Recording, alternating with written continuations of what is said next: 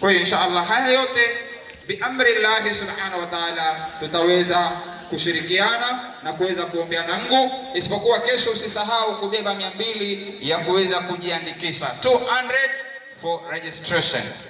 Sawa sawa inshallah.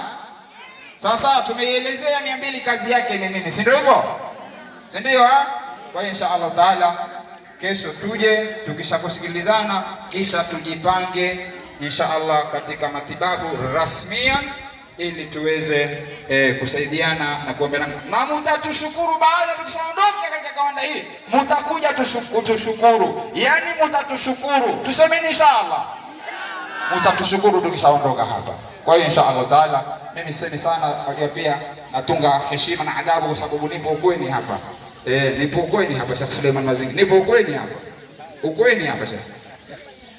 Inshallah ndugu zangu, kesho basi saa 2 kama mlivyotangaziwa takuwepo hapa.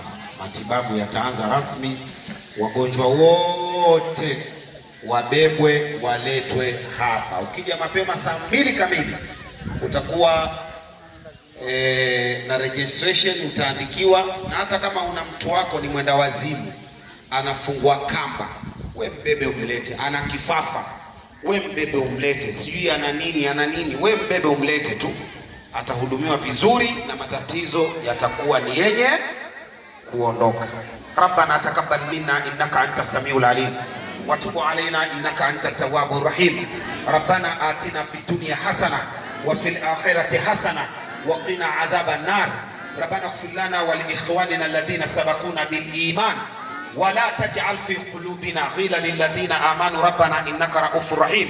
Allahumma arina al-haqqa haqqan warzuqna ittiba'a wa arina al-batila batila warzuqna ijtinaba birahmatika ya arhamar rahimin.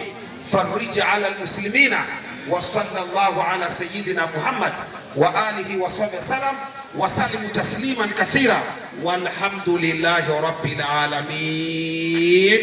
Inshallah kesho saa 2